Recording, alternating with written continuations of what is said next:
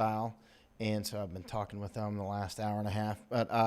And tonight I'll be doing another interview with Gordon Chang and John Batchelor. But in the meantime, I wanted to say a few things, especially to law enforcement, and this will be very short. And I'll try to answer a few questions, and I'll get off pretty quickly, hopefully. Now, I'm clearly on law enforcement side. We all recognize that not everybody's a good guy, but just like not everybody in the Army is a good guy. But overall, I can compartmentalize, and a lot of us can. I think most of us can compartmentalize quite well. Almost everybody knows cops or has cops in their family, or that sort of thing. And so, and I think we can do that. Let me make sure the sound is going out, and then I'm going to explain a few things that I think can be quite helpful before I come home to the United States. Let me turn on the comments, see if, hey, Stephen, hey, Nathan, if you can hear my sound good. I'm about to get started. I think you got it. Okay. All right. Now, on my last video, I explained a couple of things about, hey, in Australia, hey, Jan. I explained a few things about insurgency, and it's quite clear. Sound is good. Okay, I'm gonna. Hey, Pam and Kim and Paul. All right, so I'm gonna cut off the comments right now so they don't distract me, and then I'll get back to them later and try to answer some. So it's actually clear that we've got an insurgency going in the United States, at least on some level, at least with BLM and Antifa. And so how big will it go? I don't know. But I can tell you one thing, that especially with BLM, whoever is behind them, whether it's, I think it's more than just the Democrat Party. I think it's much more than that. But whoever is advising them is totally expert on information warfare. I can see it. It's crystal clear. They're top notch. Somehow in the background, they've got the best information warriors that money can buy or that politics can buy. And so that's what we're up against. And information warfare, don't ever discount how important that is. That's worth an entire Navy and Air Force. It's very important, as you can see, why everybody just jumped out on the streets. So, all right, I'm going to explain a few things, and I'll answer questions. Now, this is specifically for law enforcement, but it can help a lot of people frame what's going on here. As I explained in my last video, there are certain components in an insurgency that you can, if you know what you're looking for, you can see them quite readily. So I'm going to draw something out here, and I'm going to show you what this battleground is for and how police and others can start winning battles today. I know a lot of people are already winning battles. All right, so there's my pie chart. It's a perfect circle. Uh-oh, I have to switch screens. There's my pie chart. It's a perfect circle. Let me try to make it more perfect. All right, I'm drawing on this iPad, and it's off at an angle here. All right, so pretend that's a perfect circle. And as I explained on a previous video, this is your guerrilla force. This is like Special Forces 101, right? Or old school anyway. So there's your guerrilla force, GF. That's your full-time, I'll re-explain this. That's your full-timers. That's your full-time guerrilla force. That's the ones who, that's what they do 7 days a week. Those are like your leadership and just full-time fighters. Now, most of the people you'll see out on the streets are from local neighborhoods. So that'll be your auxiliary, right? That's called auxiliary. Ox, or we'll often we'll just call them ox. Let me put it better. Hey, it's hard for me to write because it's over here off at an angle. All right, ox, A-U-X.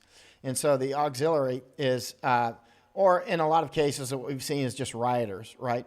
But they're coming out from the only thing they probably have in mind is stealing some whiskey and, scoring some new tennis shoes and a flat screen. So that's just rioters. But when it comes down to the actual insurgency beyond them, so you got to tune out that noise, that white noise of just the background, the level X noise, criminality that always happens in these sorts of situations. You got to try to tune out that and go to the signal. And the signal is a lot of it's happening right here. It's happening with the leadership, and I can see that they are very expertly run. And what the leadership whoever is behind the leader, whoever is the real top players here, and they're the ones who know how to run advertising campaigns. They're the ones who know how to get the journalists eating out of their hands. Those are big players. Whoever they are ultra experts. So that's what we're up against. And they just feed through like the Black Lives Matter leadership. They're just figureheads. They're just puppets.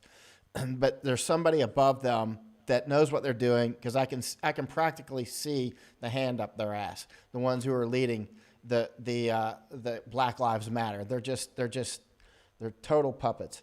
And so this is the battleground. This is what we need to win. This is the support, right? That's the support base. That's what we're really fighting for. And that's what they are fighting for. They're trying to get this support base. This is it. This is the high ground. Whoever controls the most support will win. The support are the ones that vote.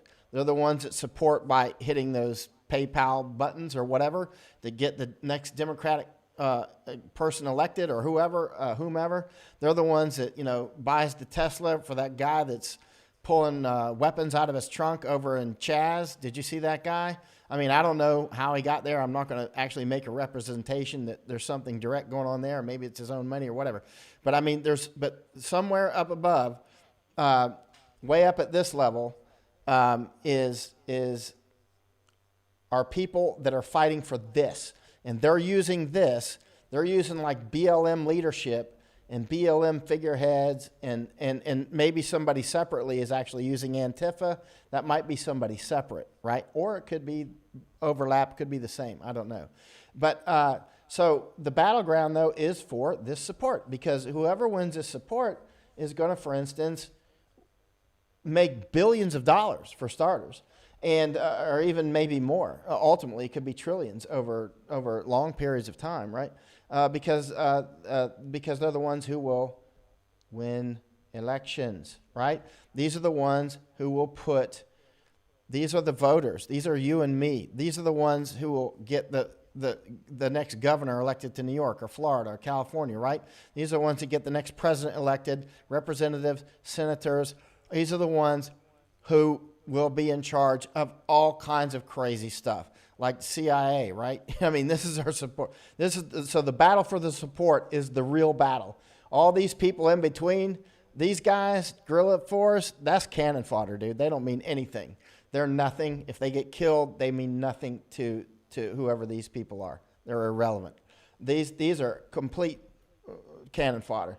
The BLM leadership, those puppets, they're cannon fodder. However, I mean, those leaders, I mean, they're also gaining support, right? So if they run for office, like if one of the top leaders decides to run for president, he might actually win, because BLM, I don't know about this time, but in some time in the future, because BLM, it looks like to me, has become more powerful than the actual Democrats or the Republicans at this point. Will it be sticky and last? I don't know. But this is what we're battling for right here, is the support. So if you're an officer on the ground and you got thousands of people out there with cameras everywhere, we know how quickly we can lose support. When it came to Iraq, a lot of people might remember Abu Ghraib, the prison scandal, right? Well, that prison scandal, which a lot of people very stupidly write off and go, wow, they deserve to be tortured. Here, let's just skip past all that bullshit that it was a war crime, and let's get to the reality that a lot of us faced on the ground.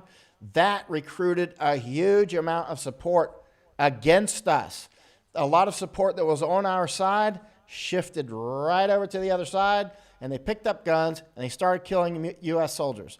And we took huge casualties because of that. Nobody can ever count it, but we took huge casualties because a few knuckleheads, went and that wasn't the press that did that, by the way. That was a few knucklehead soldiers, and maybe there was some other things that went on in the background, but they tortured prisoners. They really did. And don't give me bullshit that nobody died, because they did. And some of our soldiers really did rape some of those prisoners, period. It's a fact. If somebody tells you otherwise, shut the door on them. And here's the bottom line. The bottom line is we lost massive support. We lost massive support. And and people picked up guns, and they were coming all in from North Africa after Abu Ghraib and all that. A lot of people don't get this. They don't get the effect that had on us on the ground, on our soldiers on the ground. A lot of people started just, they started coming in from North Africa, all over the Middle East, Europe, and the United States to fight us. All because some knuckleheads at Abu Ghraib did some war crimes. They took photos of it, and then they lost the photos somehow. Another soldier got them and gave them to CID, which is, Criminal Investigation Division, which is like the FBI of the Army, I guess you could say it that way. So then here's the auxiliary that we were fighting a lot in Iraq and Afghanistan. And this is, we lost our support base. We had so many people on our side. And then Abu Ghraib happened, and boom, lost a lot of support. So our support went down, and it kept going down, and our support kept going down. So our casualties started going up, up, up, up, up, because as our support went down, their support went up, and their GF, their guerrilla force went up, and their auxiliary went up, and they became a lot more powerful. But lucky for us, Al-Qaeda and the rest of those savages are savages. So what happened was, after we took shitloads of casualties, thousands killed and wounded, thanks to the idiots who helped fan the flames of the insurgency. But lucky for us, the savages at Al-Qaeda and the rest of them, Mahdi Army and the rest of those guys, especially Al-Qaeda and some of those, well, they started mistreating the local Iraqis, right? And so then we started getting a lot of this support back. And that's why you heard me in 2007 say, I think we're starting to win the war. I said that in 2007 because I could see that our support was increasing. And how did I know that? I knew that because our HUMINT was increasing. Pay attention if you're a cop. This is important. I knew that because our human intelligence was increasing. I could see it with my own eyes. In 2007, I could see our HUMINT was starting to increase dramatically because I would be out there and people would come give us information. They'd be like, hey, there's Al-Qaeda in that building over there, and we'd go kill them, right, or capture them, right? So it was just, we're getting so much intel. We were starting to get so much intel that the HUMINT was increasing so much. And so when your HUMINT is going up, like that, that's why I'd always ask the intel people. When I go to a new area, I'd be like, hey, how's your HUMINT going? That's my first question. I'm like a doctor that walks into the office, and I'm checking for vital signs. How's your HUMINT going, right? And if they say HUMINT's going like this, I'm like, uh-oh, that means we're losing the patient. And that's what happened after Abu Ghraib. After Abu Ghraib, HUMINT, it didn't go like that. It went like that, right? It went straight down. And then you know where that intelligence went? It went to the enemy.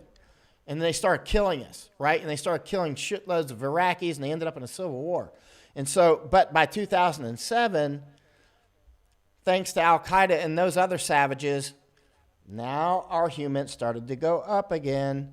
And so even though, if you remember my interview, it may have been on Hugh Hewitt's show in about August of 2007. We were in Operation Arrowhead Ripper, and he was like, something like, how's it going? I said, I think you could probably find this online because it's probably audio's up there. I said, I want to be, I was going out on a limb saying this because in August of 2007, I think that was the highest casualties of the entire Iraq war. Keep in mind what I just said. I'm on a massive radio program, the Hugh Hewitt show, that goes out to, 200 stations. I don't know. It's huge. Very well respected. So I'm on the show, and I'm like, something like, you can find it online. I was like, well, Hugh, I think, and I'm thinking, oh man, our casualties are the highest ever, and I'm about to say we're winning the war. So I was like, and I did. And then we were taking huge casualties. And I was like, well, I think we're starting to win. And actually, I strongly thought we were starting to win. And because I could see our HUMINT was going up, right? Our HUMINT was skyrocketing. And why are we taking so many and people were like, oh, Mike Yon's lost his brain. He's saying that we're, starting to win the war. at the very month out of, let's see, started in March of 2003. So 2003, 4, 5, 6, 7. August of 2007, I think if you look on iCasualties.com or .org, if it's still up, I think you'll find probably the August of 2007 was the highest casualties ever of the Iraq War. And here I am on my satellite phone talking to Hugh going, and I'm highly cognizant that the casualties are the highest ever. And I'm like, I think we're starting to win the war. And, you know, I knew I was going to get hell for that. And I did, man, all over the internet. Like, Mike Young's lost his brain again. He's got that PTSD going on. Bunch of retards. I don't have PTSD, all right? So I got post-traumatic clown syndrome, right? So here we go. In September, the casualties started to go down. And they started to go down. And they started to go down. So I actually called that when the casualties were the highest. And I'm sitting here on the satellite phone with Hugh Hewitt talking with, I don't know, 1 million Americans probably. I don't know how many. And I'm just like, I think we're starting to win the war. I know that sounds stupid. But then I wasn't sure. How can I be sure? I just think that. I feel that. I sense it. I'm here. You know what I mean? Like you're a cop. You know what it feels like when your street's right and when it's not right. You know? And so it was like that. So I'm just like, I'm not sure. But I think we're starting to win. And I had reasons for that. They weren't random. It was our human was going up. Why were we taking so many casualties? We were taking so many casualties because the surge was up. So we had a lot more troops, right? And up until that point, Al-Qaeda had reached pretty much one of their strongest times. But we had more troops in because we were doing the surge. And we were very aggressive. And so you lose a lot of people when you're attacking, right? So first of all, we got more soldiers to get killed. And I was out there with them, and we're being super aggressive, which is, I love that. I love aggressive units. I want to go get them, right? And then all the locals are like, they're over there, they're over there, they're over there. And we're going and killing them, man. And they're killing us too. But we're smoking their asses, right? So I'm sitting here going, well, the reason our casualties are high and the Iraqi casualties are high is because we're kicking their ass. And people are like, well, that doesn't make sense. I'm like, I know, it doesn't seem to. But just wait and see, and maybe I'll be wrong or maybe I'll be right. But I said it, right? And I have to live with it. And so that's what happened. And so, casualties went down. And at that point, we were clearly winning the war. And I would say we clearly actually won the war. And let's see if this sound is right. And I'm checking comments really quickly, taking a quick break to check comments. Oh, Eddie says, don't use the term retard as a negative. I'm sorry. You're right. I mean, I was taught better growing up too. And if I was around a bunch of soldiers and I said that, they'd be like, what are you talking about, man? Well, actually, someone would be like, they'll use it behind the scenes, but you shouldn't use it publicly. I get it. I know. I'm sorry. That's my fault. I apologize. So anyway, I hope you accept that. But here's the bottom line. Watch your human. I know when you go into some of these neighborhoods, nobody's ever going to give you information and they never will. It doesn't matter how good you're, because it's a cultural thing that goes back way before any of us were born. But there's other places you have to have your senses out. Am I getting less cooperation from people, or am I getting more? And one of the ways to get more cooperation from people, I know this from numerous conflicts, is to go door to door and talk with people where nobody else can see you talking with them, so they feel comfortable to talk with you, right? If you're doing it out in public in front of God and everybody, a lot of people aren't going to talk with you. But if you're off away a little bit, and I do that with cops, by the way. In Hong Kong, when I was trying to get information, sometimes, this works. I would find the cops that are away from all their buddies. They're out on the edge perimeter. That's why you'd hear, how many live streams did you hear me say, hey, I'm walking the perimeter now, right? But what you didn't see is sometimes I turn off the camera because I'd spot some cops that are out there on edge perimeter, turn it off, go talk with them. And they don't always talk, but sometimes they do. And so, you get some interesting stuff. And likewise, that works like a dream with people as well. But watch your human. If your incoming information from the people starts to decrease, you know what that means. But anyway, bottom line is we're in a very hostile environment for look, we're up against CCP2. I was trying to say CNN. That was literally a Freudian slip. I was trying to say CNN, and I just said CCP. And that was totally Freudian slip if there ever was one. Because, well, I mean, let's face it. And so we're not going to win CNN, period. Write them off. They're the enemy, right? Now, they're not the enemy kinetically hurt them or something, but they're enemy in a peaceful way, right? And but there's a lot of people that are somewhere in between, and that's our battle space we're fighting for. That's our swing vote, right? And so, and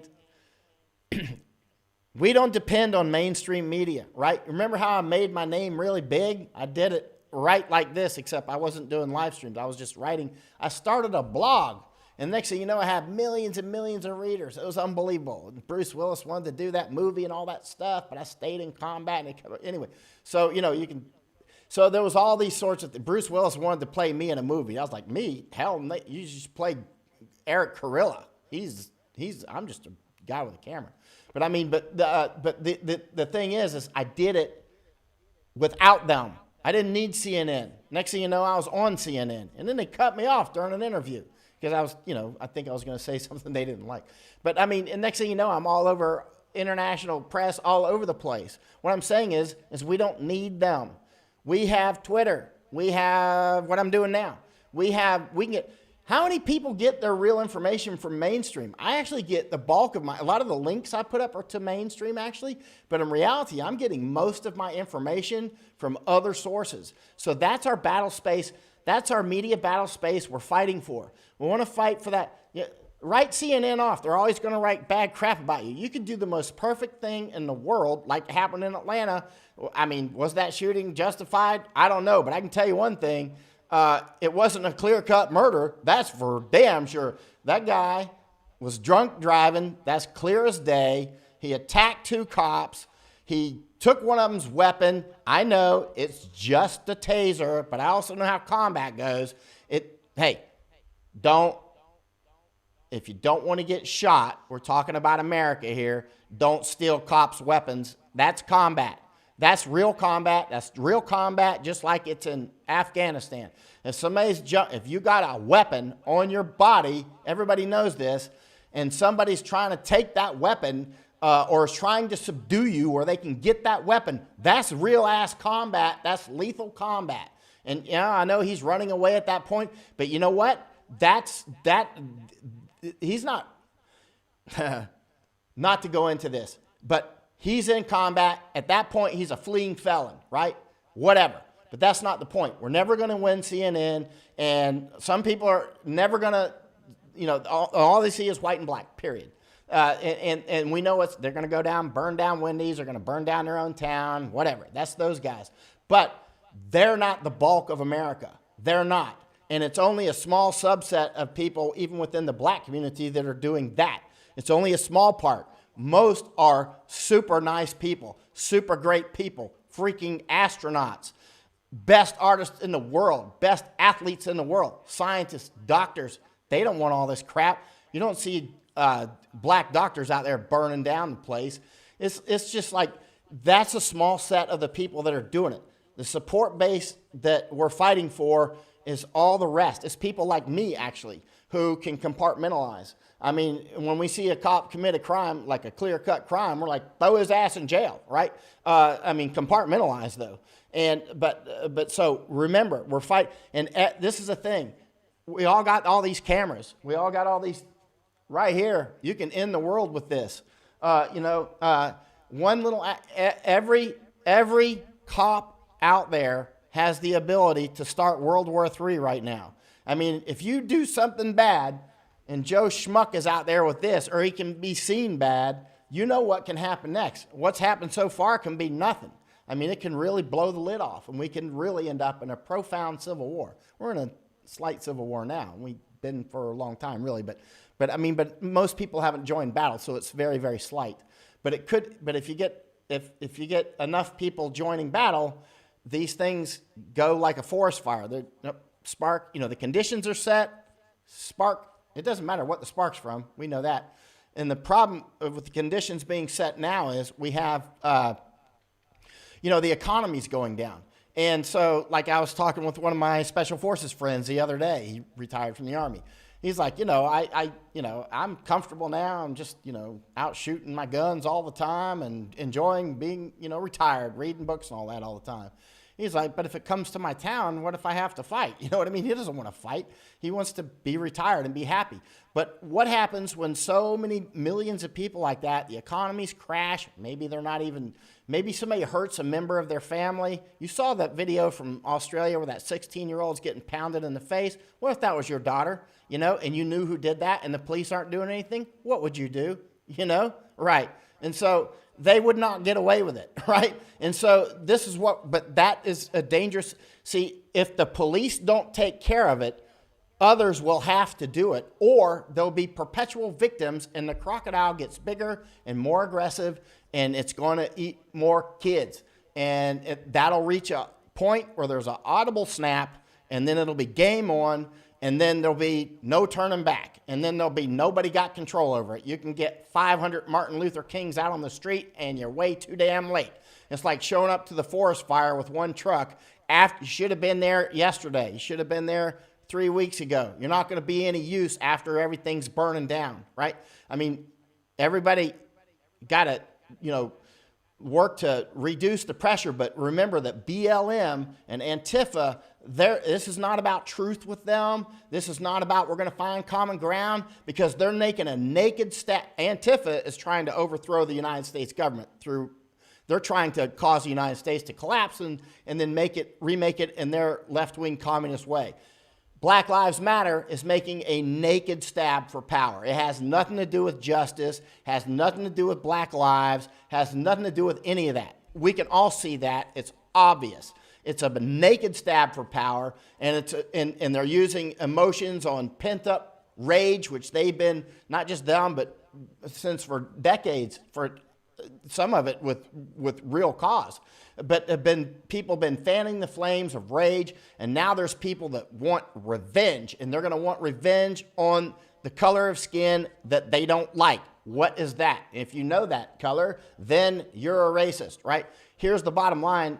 We got to do what we can do to bring it down, and so that we don't end up in a really serious civil war where people are cutting off highways and stuff. Like, it's pretty easy to block off Minneapolis so people aren't getting food in there. You know what I'm saying? This is really crazily dangerous. There's a lot of people like in BLM and whatnot seem to think that they hold all the cards, and they don't.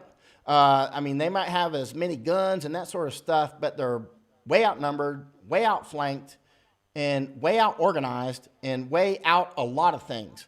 For instance, they don't have their own medical staff. They can't make up their own clinics and things like that. They won't have the sort of if this were to go into a civil war, which is what we have to avoid at the highest level of cost. I mean, if it goes into a civil war, who's going to stop it? Because the U.S. military could actually start to split along certain lines, right? So who's going to be there to stop it? We've seen generals and admirals right now kissing ass to BLM right now. It's clear that they sense, I can't read their mind, I'm reading their actions. I believe they sense that BLM is the next power player in America, and a lot of these people want power positions. I see people out there that want power positions, and so they're out there siding openly with tear this down, rename that, do all this stuff, because they want power positions. It's about money and power. Naked stab. So look at Nancy Pelosi down on her knees, and all these other people down on their knees. It's like, it's like, this is all. Why did the Democrat Party get down on their knees? They got down on their knees because they see somebody they sense is more powerful. It's a Jedi mind trick. They're not more powerful. They're becoming more powerful because you're saying you're more powerful, which makes them actually powerful. So they're a naked terrorist organization. Same with Antifa. Bottom line, let me try to answer a couple questions, and I got to go offline because I got to prepare for this. I got to prepare for this next interview. Hey, in Orlando, John. Let me see. Kay, calling all GOP. Time to go to hell. Believe. Yeah. Let's see. Okay, it doesn't appear to be a question, but more of a statement. You and Kip Moon, zeitgeist is overtly anti-white while claiming to be anti-racist. Oh, they're the ultimate racist. They're ultimate racist. If public is so easily fooled with blatant lies, what can be done with statistics? Oh, yeah. It's like, and they're so easy. This is the same sort of stuff that I've talked about since 2014 on the comfort women issue. The comfort women issue, that's a comfort women statue. You can see one in Glendale, California. You see one in San Francisco. You can see one in near Atlanta at, what's the name of that town? And they're putting them all over the place, all over the world, all over. And it's all about trying to make Koreans fight Japanese. That's why I call it KLM, Korean Lives Matter, because it's the same thing. The facts absolutely are irrelevant. It's all about emotions. It's all about trying to pull up, historical issues that have zero to do with today and fanning those up. And also there are some cultures who carry grudges longer than others, right? Like, for instance, I'm from the Scot-Irish culture, which is a culture that can actually carry super long grudges. Hatfields and McCoys. And it's funny how many people think that they understand America and they never even heard of Scot-Irish. It's like, that's like trying to understand Black Lives Matter and not knowing what black people are, right? That's how stupid it is. You can't possibly understand what's going on in America if you don't understand specifically Scot-Irish culture.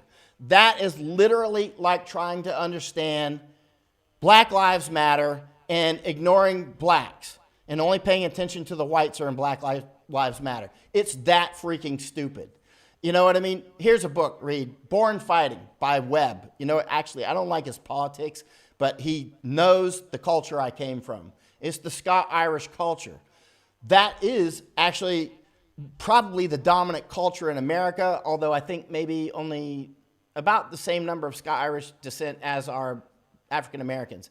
I want to say maybe 13% or something like that. It's not high, but it's like the dominant culture in the United States for some reason. Like the people that, like I believe most of the Apollo astronauts going to the moon and all that, Scot-Irish. So many Medal of Honor recipients, presidents, and it's got these super high level scientists and physicists and all that, and then actually the term that rednecks are made for, white trash, also Scot-Irish. We got something for everybody. Everything from, Homer Simpson's probably Scot-Irish. You know what I mean? So it's got everything from wife-beating drunkards to literally stepping on the moon. But you can't understand some of this dynamic unless you understand that culture, which few Americans seem to understand. And so read the book Born Fighting. That'll give you some idea, and this is one of the reasons why I'm worried so much that America will go into a civil war, because I understand my culture. My culture is both the one that started the KKK and the one who ended it. You know what I mean? They are intense people. They're the people that go to the moon, right? They're the people that strap on tons and tons of rocket fuel and light it. You know what I mean? They're unbelievable. They're very slow to get riled up. Not always, but when they do, they're really slow to calm down. So that's why I'm very concerned that we're going to get to the point where you're going to snap that old Scot-Irish thing that's in the back of their minds. Back of my mind, I come from the same culture. I understand it fluently. I understand the culture as well as I understand English.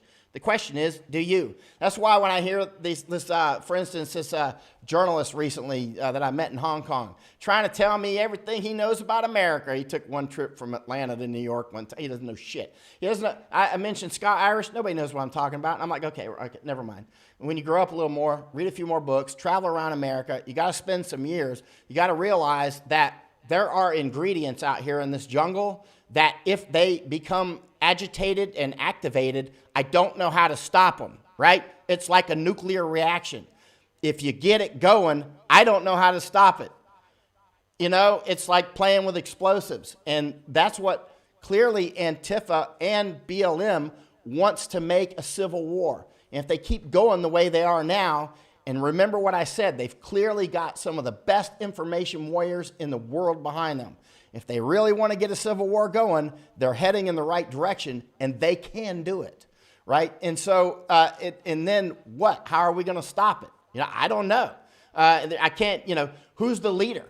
Is there any leaders out? Where's all the preachers that should be out in the street? Where's all the black and white preachers should be marching down the middle of the street, holding hands together? You know what? Because a lot of blacks and a lot of whites will listen to preachers, period. They'll listen to them. They're not going to listen to President Trump. They're not going to listen to freaking crazy-ass Biden. They're not going to, who are they going to listen to, right? The only people who are going to listen to President Trump are the people that want to vote for him. And I want to keep the border secure. That's super important. And I want to keep fighting China. So in that regard, I might have to vote for him. But it's not because I love the guy. You know what I'm saying? So, so who's going, there's no moral leadership that can cause most of the people to chill out and hold hands and go to church together and that sort of thing. I don't even go to church, but I know this guy, Officer Tatum. You ever see him? Brandon Tate. I watch some of his videos. He's a black former police officer out in Arizona, right? And I love his videos, right? I was watching one today. But listen, I was watching one of I don't even go to church, but I know that is where there's a lot of stability. That's where, like Nathan Bedford Forrest got civilized, right? That's where, when I knew somebody that I know very well, and she got divorced, and I was like, you know what you need is if you want a good boyfriend or whatever, find one that goes to church. She's like, you don't even go to church. I'm like, yeah, but that's what I would do. And you know what I'm saying? And so, and it's just like, get somebody with some stability, right? And so, but Officer Tatum, I'm watching him. I'm like, you know what? There's something gangster about Officer Tatum. But you know what? I'll bet somehow he ended up landing in a church. And I'm watching one of his interviews one time just a couple weeks ago, and he's like, yep, and then I started going to church, and I got saved, and then I became less, I wasn't a gangster anymore, and I went to the other way. And I was like, how did I know that? You know what I mean? And that's why he's, I don't know, he seems like a straight-up guy. And so that's what I'm getting to. We got to drag, you don't drag leaders out, right? But we have to encourage leaders, to... What leader do you have to encourage? But where are they? We need to get the black and the white preachers and the Hispanic preachers, Latinos. We need to get them out on the streets together like, hey, calm down, everybody. Of course, there's still going to be the rioters and the looters, and you're still going to be those drug addicts over in Chaz and all that. But most of the people can be brought around. And let me try to answer a couple questions, and I got to go. Polish pride. I was just reading about Michigan the other day. A lot of Polish ended up in Poland. Dzień dobry, or actually, dobra wieczór. It's nighttime. All right, so Antifa, attack man, let's see. All right, the Ulster Scots. Right, Nicola Higgins knows what I'm talking about, Ulster Scots. That's a kind of a long story, but yeah. All right, Michael Berry says, oh crap, I got Irish in me. I'm talking Scot-Irish, and if you look at what Nicola said, Ulster Scots, that's a different species. And it's not Scot-Irish like my mother was Scottish and my father was Irish. That's not this. It's you have to study it. And you'll see it's like a different species of human, right? And this is what's interesting. Listen to what I'm saying. A lot of people with Scot-Irish culture, they're not even white, man. They're like black. And some of them are Cherokee Indians, right? Because it was a culture that... it fused with some other cultures. And some are, like, sometimes when I meet some blacks that I knew that I grew up with and stuff, I'll be like, okay, he comes from more like the local black culture is his culture. And some of them, I'm like, he's kind of like me. He's kind of my culture. He's just the same black, and he looks the same, whatever. But it's a different culture. That's where people get confused by the suit you wear. You wear a nice suit, and everybody's like, oh, you must be... You wear a stethoscope, everybody thinks you're a doctor. You wear dark skin, everybody thinks you're this. You wear white skin, everybody thinks you're that. That's not how it works. But with Scot-Irish, that's a very specific type of person. Listen to what Nicola said. She knows what I'm talking about. Ulster Scots. It's a long story.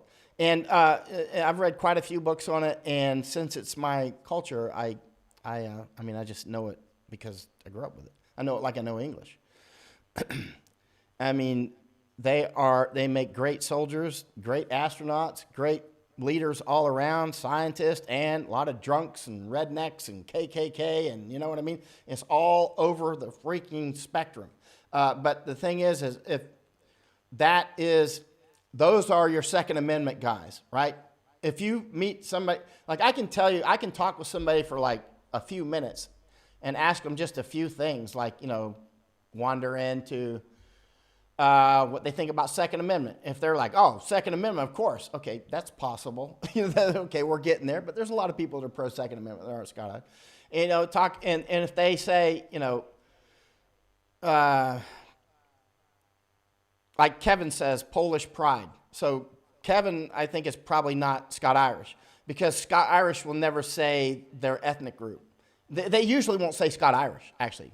A lot of them don't even know, because they'll introduce themselves as, I'm American, like me. I'm American. I don't say I'm Scott Irish. I'm just saying that. That's why that's why nobody even knows what that is hardly, right? It's because we never say that. We don't even think about it. Most of us don't even know, right? It's the culture we grew up in, but we don't even know where it came from, right? And it's a very, very interesting culture. It's a high energy culture. It's one that does not like to be pushed around.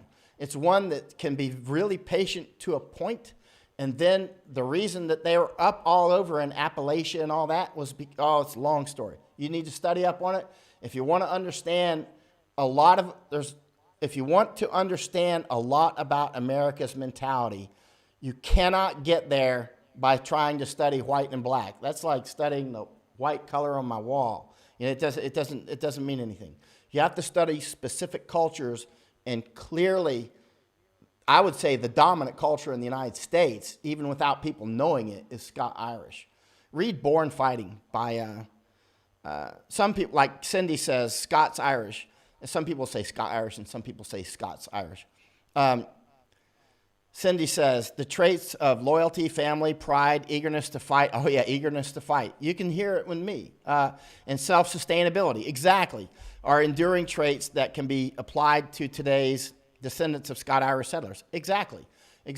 I mean, like I saw somebody come on my Facebook not long ago, and he was a soldier that I was with in Afghanistan.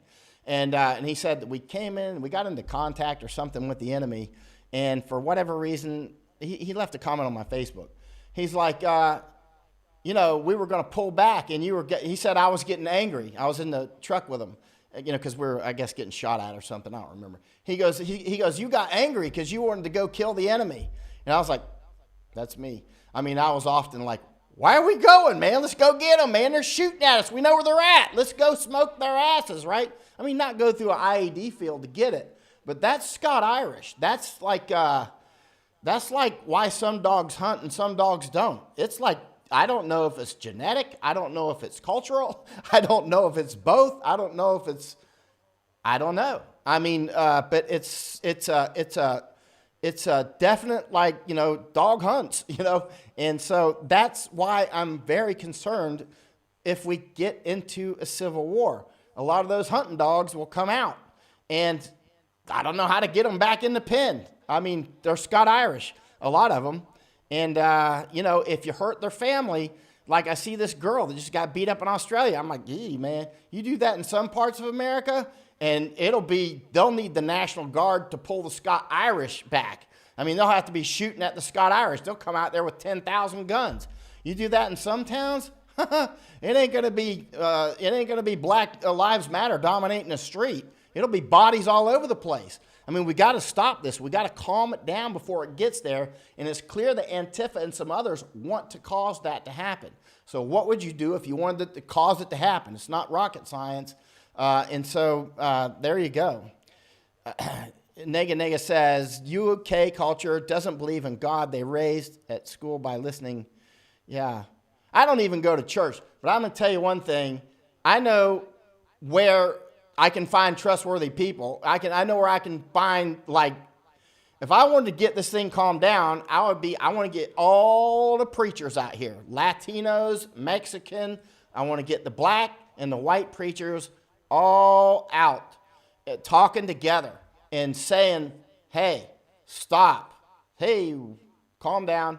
You know what I mean? And a lot of people will listen. I don't even go to church, and I'll listen, You know what I'm saying? Actually, you know who I listen to the most? Might sound crazy, but it's black preachers. Ever since I was a kid. I even put that in my first book, Danger Close. Speaking of which, I put something about that in my book, Danger Close. Actually, if you read that book, you'll see part of how much I grew up with blacks. This is me growing up in Florida, right? And actually, that's me, the little one there, next to that soldier. And that's the first photo I took in Iraq, or first photo I published. That's a sniper. He's still a friend of mine, by the way. And that was in Bakuba. But anyway, yeah, actually, I grew up with blacks since we were all puppies together. I mean, I don't know life without black people. You know what I mean? There's a lot of people that are like, oh, you say you got black friends. I'm like, shut up, man. It's like saying, a black person can't have white friends. That's the stupidest thing in the world. We grew up together. We were literally like puppies together. When my mother died, I was partially raised by a black woman. When the Liberty City riots broke out in Miami, look those up. It was game on. I was going down from my hometown with a black family because they're our friends. And so I was going down, they're Jamaican. So we were going from my town, Winter Haven, driving down to Liberty City. Stuff was burning everywhere. They were killing white people. They were killing black people. It was game on. It was like the worst. And so the Jamaican family, they were like, hide that little blonde head down. That was back when I had hair. So I'm hiding in the car because, if the people see me, they're going to kill me, And so we went to their home, Jamaicans, and then they sneaked me in real quick. Run to the house, And then we go to the backyard, and they got a goat because, they're Jamaicans. They killed a goat. We ate the goat. I mean, so that's how I grew up. I mean, I grew up with blacks since I was a little kid. So it's funny to me when blacks are like, you can't understand black culture. I'm like, oh, just shut up, man. That's like me telling you can't understand any kind of white culture. That's stupid. You can. You can understand it very well. But there's many white cultures, many black. There's no such thing as white culture or black culture. There's all kinds of them, right? Even if you just move 5 miles away, the culture can be dramatically different. Anyway. Think about that wherever you live. Think about 5 miles from you, is there a different culture? I'll guarantee you a lot of people watching this will go, wow, come to think of it, yeah. In fact, they speak a different language. You know what I mean? So here, let me try to answer a couple questions, and I'm going to go. Gary says, love Danger Close. All right, man, it's a great book. I should read part of it, but I can't do it now. I got to study for this interview with Gordon Chang, and he always asks hard questions. So I got to call some folks in Hong Kong. Brad Blouser says, Bakuba took a lot of incoming fob. Lion was just down the street. Oh, yeah, we're getting shot at all the time. Kevin Greenleaf says, I sent you the video of that Antifa scumbag being shot by the concealed carry permit holder in New Mexico. Oh, I saw that. Was that Antifa? And they just arrested and charged him as well. They charged the guy that shot him with what? I mean, they were saying on the video, I'm going to kill you. I'm going to kill you.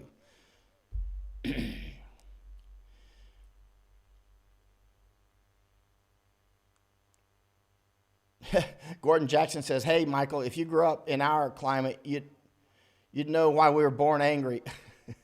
Jackson, your last name's Jackson. Well, let me guess, you're Scottish. Yeah, because Andrew Jackson was Scot-Irish. And, he was, pretty serious warrior and a little half crazy. Because, Scot-Irish tend to be kind of, half crazy. They're the ones that'll go to the moon. They're literally, a lot of them did. And I would say a third of our presidents probably are Scot-Irish. I think that's safe. I think, like Houston is named after Scot-Irish. I think many of our towns are actually named after Scot-Irish. Who knew a lot about Scot-Irish was actually Gary the Cannibal, because he grew up in Houston. And anyway, long story. Let's see, William Joshua Stetson. I have a bad feeling a worldwide bloodletting is coming. It could. Look at all the hot spots now that can go live anytime. Israel and Iran, Turkey and all their machinations in the Eastern Med, China and India. Oh yeah. It's a hot time. Hello in Westminster, Maryland. I went to jail up in Maryland once. Let's see. Gordon Jackson. Let's see. Pam, I carry from my mother's womb, a fanatic heart. Well, let me guess. Are you Scott Irish? You know what's interesting? I mentioned this once before. We were all, unless you're a test tube baby, we were actually in our grandmother's body, because when our mothers are still unborn, all the eggs that they're going to have, in almost all cases from what I've read, they've already got in their body. Like our mothers already have all the eggs in their body that they're going to have when they're born. And so our mothers had all the eggs in their bodies that made us when they were still in our grandmother's body. Isn't that interesting? Huh. Speaking of stuff like that, one of my relatives just got surgery yesterday in Thailand, and the surgeon sent a movie of it, like high definition, like inside the body with music and stuff. Kind of freaked me out. It's kind of hard to freak me out. I'm a war correspondent. I was like, oh, I thought it was going to be a video of rolling her into the surgery and she would be like waving and stuff. And then I'm looking at it, I'm like, oh my God. I mean, this is like high definition inside of her body surgery, and they got like music like playing in the background and stuff. And then it's like labeling all the body parts. And I was like, oh my, well, I love Thailand. You never know what's next. I'll tell you that. That was a surprise. That was my coffee for the morning. Let me, how many days left to go tell if the virus is real? I'd say it's pretty real. I mean, it's it's killing a lot of people. I don't mean to laugh about that. Hey, in Yokohama, Mark K. and let's see, Kevin Greenleaf. He was jailed on suspicion of aggravated battery with a deadly weapon. Let's see. Well, all right. Let me go ahead. I'm going to look for one or two more questions. Yeah, Kevin says, agreed. I'm American with Polish heritage. Yeah, because I can tell. Because people, actually, you know what's interesting about people with Polish heritage? Then ask your grandparents or whatever generation came over. Often when they came over, they were immigrants. They didn't become ethnic groups until later, after being kind of named that. And by the way, I don't know if you know this because it's changed now, but the second worst treated group in America was Polish people, not blacks. Well, Irish would argue Irish. And they would actually have a good argument there. Irish would have a very solid argument. Well, of course, Native Americans, but I mean of the immigrants and the slaves, because a lot of Irish were slaves too. And but Polish got treated really badly. But Polish, fantastic Americans. Polish, I'll take a bunch more right now. These are fish that mix well in the same aquarium. Speaking of which, if this were to, heaven forbid, go into a civil war, your Polish descent, so I'm going to guess your lineage went up to Michigan, Minnesota, Illinois area, right? Probably if you're Polish. If my background on so many ethnicities in America is right, or immigration actually, because they become kind of ethnicities later. Really, it's kind of a weird thing. And up there, like in Dearborn now, and Hamtramck, it's called Hamtramck, right? It's near Dearborn, not too far away.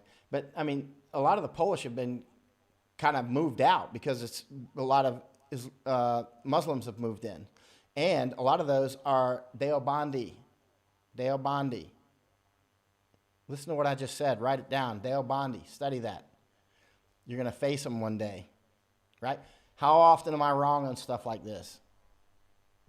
Deobandi. Look it up. TJ. Yep. We're going to be facing them. TJ. All right. Pay attention. And if this were to go into a civil war, we will be facing them for sure. For sure. It's as sure as tomorrow's sunrise. Pam says, Scott Irish, that's my family's history. You are spot on about the culture. It's a great culture. It can be a rough culture. It can be like the greatest people in the world, and seriously, people you don't want to be in the same town with. I mean, it's really, really like that. They're like the greatest and the worst people in the world. That's where I came from. That's what it is. Waldemar Malik. Yes, everybody that does not belong in a community is being intimidated. Where are you at that you're saying that? Where are you at, Waldemar? Or Valdemar, probably is how you pronounce your name. Greg McVerter, spelled, couldn't. Oh, Dale Bondi, Delta Echo Oscar, Bandi, Deobandi. Dale Bondi. Here, I got technology here, man. I should use it.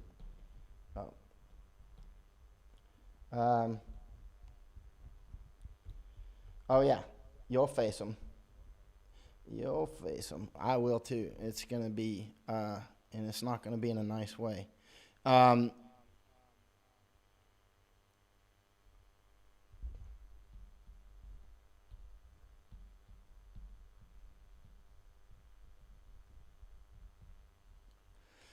Now, keep in mind, when we talk about Muslims, there's many different types. It's like talking about Christians, right? What kind of Christian are you talking about? You know what I mean? And also there's the cultural substrate, right? There's the, let me turn this back on the camera. Like, for instance, let's say Catholic, right? Catholic versus Protestant. That's like Sunni versus Shia of the Christian world, you know? Not to get into whether Catholics or Christians, you know what I'm saying? But anyway, the people argue about that until they start fighting each other. But you know, Catholics and Protestants fighting each other for so long. And so many other groups in Europe. Europe has been the Middle East and, you know, sort of level fighting for a long time, until World War II and America stationed troops there. Europe was worse than the Middle East. We always look at the Middle East now. We're like, oh, that's complicated. They never stopped fighting. Just rewind the tapes back to World War II. There's a reason we had two world wars in Europe in 1 century. I mean, Europeans freaking kill each other. I mean, they're a lot worse than the Middle East when there's no something. It'll happen again. I mean, you can smell it already. I was looking at a German soldier today. He's speaking German, or I would have put the video up. But he's wearing his uniform, and he's like going off, man. I speak German, so I could watch. So he was just like, he's very upset at the situation. I'm like, here it comes. And so, but you know, when I talk about Muslims, there's many different types. We all know that. And there's the cultural substrate, which is massively important. Like, if you talk about Catholic, what does that mean? What does it mean? What does it mean to you, right? Or Irish Catholic, or Mexican Catholic, or Korean Catholic, or Thai Catholic. There's Catholics who are Thai in Chiang Mai. They're Thai. Their substrate culture is Thai. And then there's Koreans. Then there's German Catholics. There's Italian Catholics, right? So the substrate culture is a huge, people, that's why people, they talk about, oh, that's a Muslim, you must think so-and-so. You don't know what culture are they from? You know what I mean? The culture is very important, super important. And so you can't pull these apart. It's impossible. You can't, there is no pure religion. It's like there's no pure water in a lake. You know what I mean? It's like, it's always mixed with something. You know what I mean? What's it mixed with? I don't know. Yeah, that's right, Greg. They're Indian Muslims, in Pakistan too. And they'll mostly speak Urdu or Pashtun, not Arabic. Let's see. I'm sorry, my cat just did something. Suzanne Grazier says, the streets are burning now. They mean business. Where are they burning at now? Project. Well, you know, I got to study for my interview, because otherwise they're gonna ask me something, and you'll be listening to my interview, and you'll be like, he didn't know the answer to that. And the reason why is because I was talking too much with y'all instead of studying. Yeah, definitely study that, Gary. Yeah, Jim, that's right. Waldemar, sorry, just pop in. I mean that some people own nation ghettos. Oh, yeah. See, that's a problem. I'm going to say another thing. See, Waldemar, he says this tiny little sentence here, but you can unpack that into like a book. I mean, like Waldemar says, sorry, just pop in. I mean that some people create their own nation ghettos. Yes. That sounds like a tiny little thing you said. It's huge. That expands to the size of the country. I mean, like, That's why the opening of the borders, like completely wide open, letting just millions of people, that's the stupidest thing you can ever do. They're going to stay together. You know what I mean? That's what we do as people. Almost if you let me, if the gates just open somewhere, I would naturally either go with Americans or go with Thai people, or I might go with Germans or something because I speak German. But I'm going to go with somebody that I feel quite comfortable with. I'm not going to just jump out of. I'm going to tend to stick with them, even though I've traveled all over the world. But we'll even go in little bubbles like that, right? And so, and that's a problem when we let a huge amount of people come in. They end up in their little ethnic enclaves. Now, some of them, like Polish, they had the ethnic enclave, but they actually became Americans very quickly and served in the military, great soldiers, business people, politicians, they're everywhere. I love Polish people. They became Americans. But some do this and they become more than what they were. Like, for instance, a lot of the Islamic future terrorism that we're going to have in America, I'm quite sure of this, just like in Europe. It's not even their parents' generation. Their parents may have been actually kind of moderate. Then they get over to our places, and then the children, they either become American or something else, or they often become very radicalized. And a lot of that's, for instance, from like Saudi money. And other people, like super rich people, building. First, they'll come in and put a learning center, is how they do it. Like look in Dearborn or Hamtramck up in Michigan. For people that live up there, you know what I'm saying. At first, they come in and they put a community center, and then a school, and then a mosque, right? And then the next thing you know, there'll be like 20 or 30 mosques, and they start forcing people out. And so if they didn't force people out, nobody would notice. But then, terrorism happens as well. I mean, what I'm saying is probably going to get me kicked off of Facebook and YouTube. If I get kicked off of Facebook and YouTube, I'll shoot over to Twitter, and then I'll tell you, and then I'll go over to Locals. There's this other thing called Locals. I'll go to that. And I got that idea from Scott Adams. I'll go to Locals because they won't kick me off at Locals, and then I can talk really straight. I can talk like as straight as I can talk like if we were alone, because they'll kick me off of Facebook if I talk too straight, and they'll kick me off of YouTube as well. But we can go to Locals. But a problem with Locals is I think you have to pay, but I think you can pay like, I don't know, $1 a month or something. I'm not sure about that. But I've just kind of looked a little bit, but I haven't set anything up there. But if they kick me off of Facebook for saying what I just said, which is, nothing, but for them, this is like way over the top, then I'll go ahead and start over on Locals. And I'll go to Twitter. I have a Twitter account. I'll tell you where I'm at and put the link. So I know a lot of people don't like Twitter, and I don't either, but I don't like Facebook either. Hey, Lois, radicalization. That's right. They do huge radicalization. Toy says, Sheldon Campbell, it's in support of police officers who've been killed in the line of duty. You must be talking about something that I missed. Hey, Wei Sean, good evening, sir. Got some low-level echo going. Uh-oh. Wonder why. All right, let's go ahead and kick off now, and I hope it's been educational. Please share it out. And if you have extra change laying around, I am going to come back. Flight should be opening up in about 2 more weeks. There's no flights out of Thailand. Now, people leave comments on my Facebook like, there are flights out of Thailand. I'm like, okay, give me a flight number, man, because I keep trying to get one. There's no flights out of Thailand, all right? So don't tell me there's flights out of Thailand. Give me the flight number and the date, and I'll go get it. so check before putting that stuff up. Go to Parler.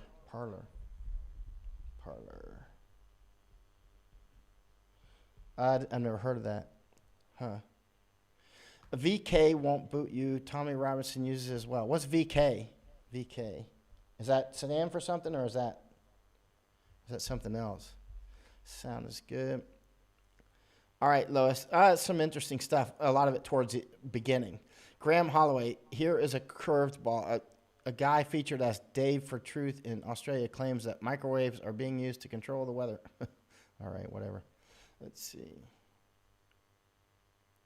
Yeah, Greg McWhirter says Facebook is the most racist platform in the world. Oh yeah, oh yeah, oh yeah. And Suzanne says Parler's pretty good. BitChute. I've heard of BitChute, but I have not used it. Let me write that down, Suzanne. BitChute. Okay. Anyway, if they kick me off, they probably got their out. Because, when I'm talking, it's automatically transcribing in their computer. It's doing, vocal recognition. So, Mike Wolf says, that's breaking the law by changing the American flag.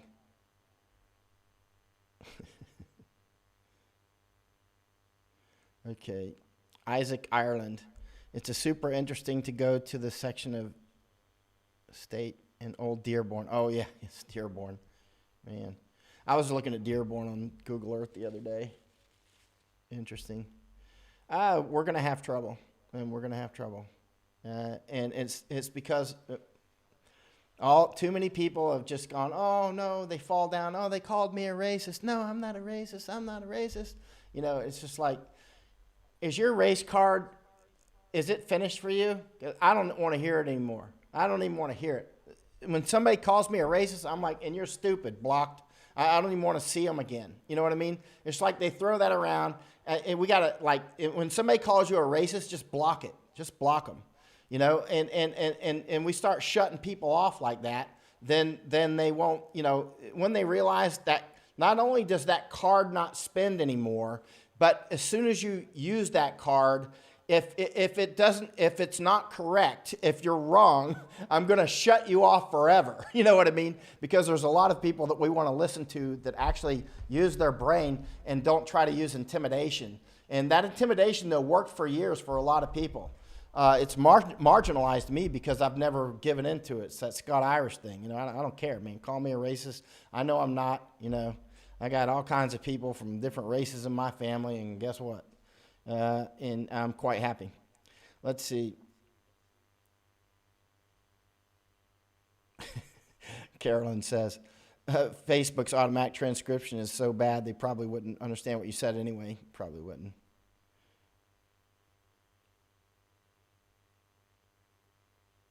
Okay, Mike Wolf says, if you're a cop crying at this point in time, you're a Nazi Gestapo pig. Okay, as soon as I get offline, I'm going to block you because I can't block it right here. But I'm going to block you because I'm tired of trash like you. I called you trash. That's what I said. I'm tired of people like you.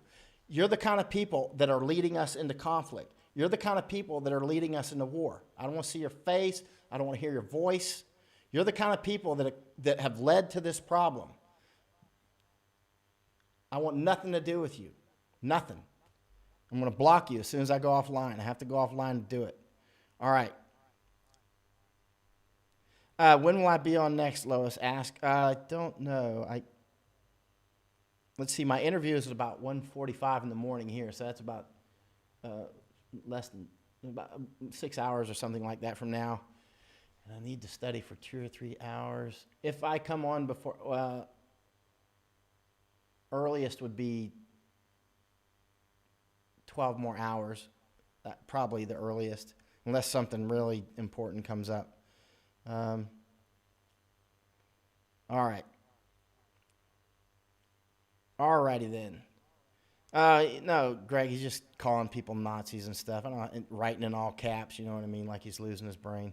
All right, guys, and if there's any questions, I will try to come back, no guarantees, but I will try to come back and hit any questions I didn't see because there was a lot up top that I didn't actually see.